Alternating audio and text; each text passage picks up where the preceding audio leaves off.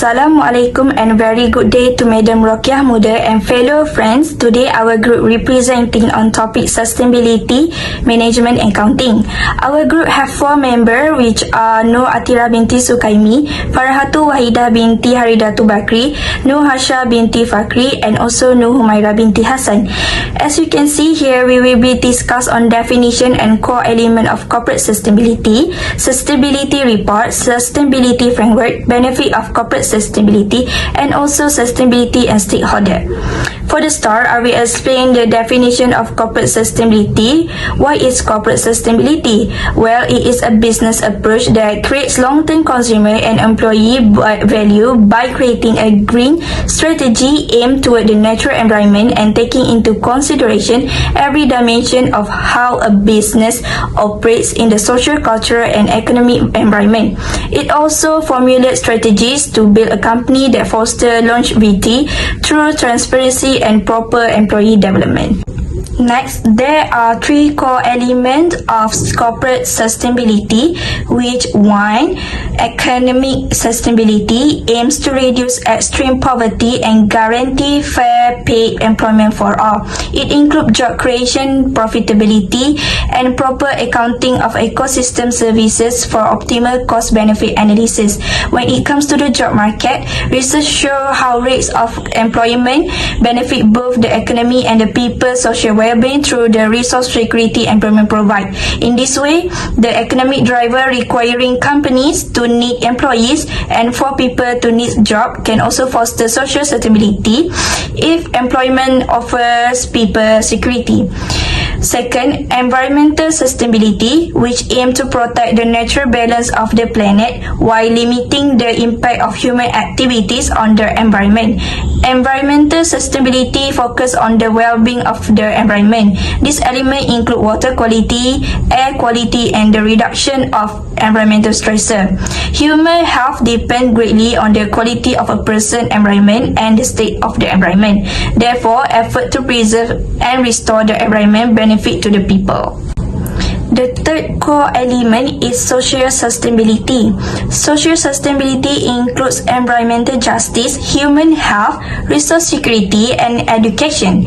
For businesses, efforts to generate social sustainability could include focusing company efforts on employee retention instead of economic priorities. For example, investment in the well-being of employees are likely to generate economic benefit for the company by increasing employee motivation. So basically, the 3 core elements, which are economic, environment, and also social, are relating to each other.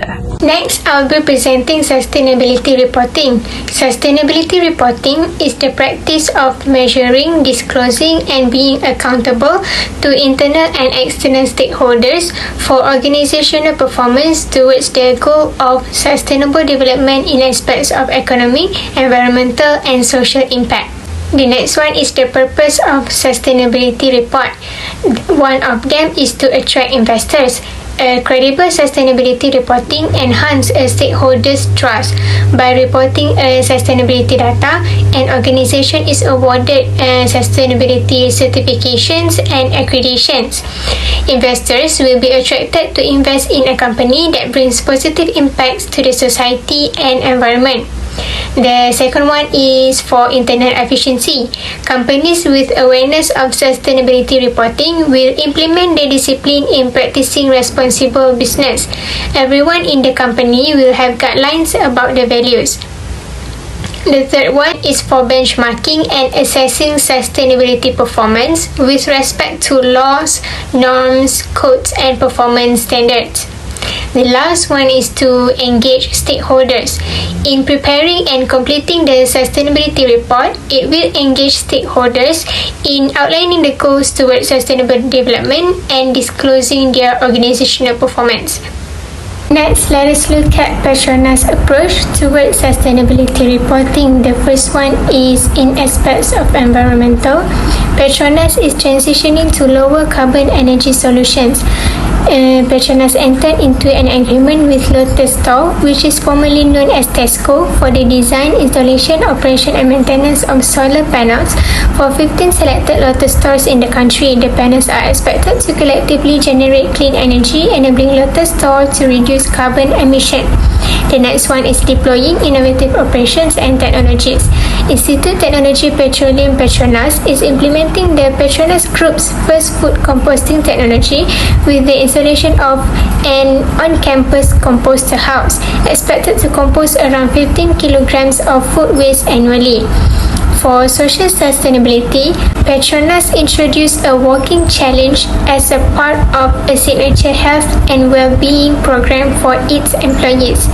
It is called the Walk for Trees Challenge.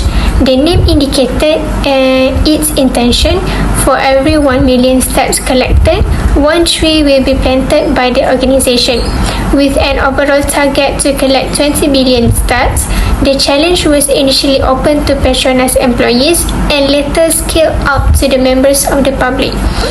Petronas also introduced food bank as a result of the COVID-19 pandemic that has affected lives and livelihood. Petronas established food banks that provide essential items at selected Petronas petrol stations across Malaysia. The items were then made available to underprivileged communities, easing their burden. And the last one is in aspect of economic sustainability.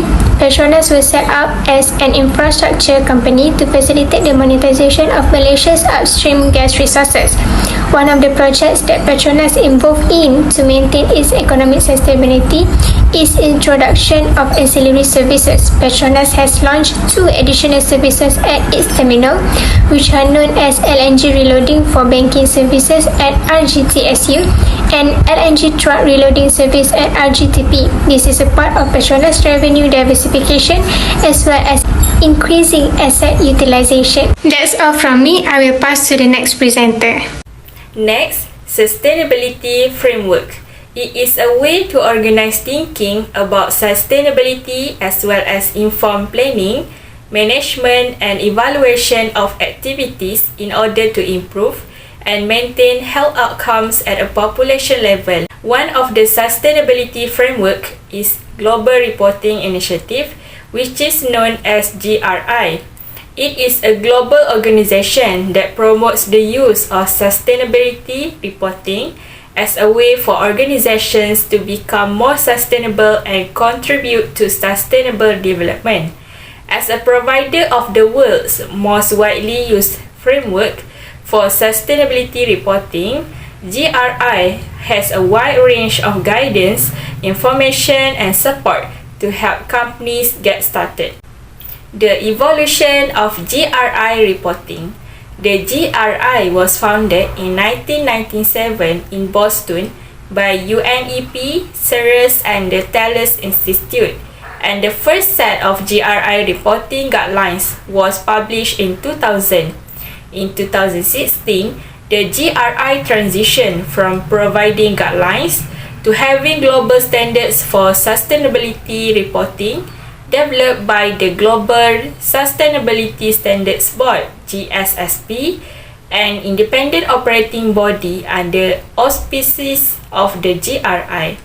The GRI also assists organizations on their sustainability reporting journey. The set of GRI standards includes 3 universal standards applicable to all organizations and 33 topic-specific standards organized into economic, environmental, and social series. The starting points for using the standard is GRI 101 Foundation. It explains how you use and reference the set of standards that introduce the 10 reporting principles and explain how to prepare a report that is in accordance with the standards. By applying the materiality principle from the standard, you identify your material topics with the most significant impacts and influence on stakeholders. This focus on materiality helps you report on impacts that matter the most. Based on your material topics, you select the topic-specific standards that are relevant for you. Besides, You also apply the other two universal standards, GRI 102 and GRI 103. GRI 102 General Disclosures is for reporting contextual information about an organization and its reporting, while GRI 103 Management Approach is to report how you manage your material topics. You will use these standards together with each topic-specific standards to explain why the topic is material and where the impacts occur.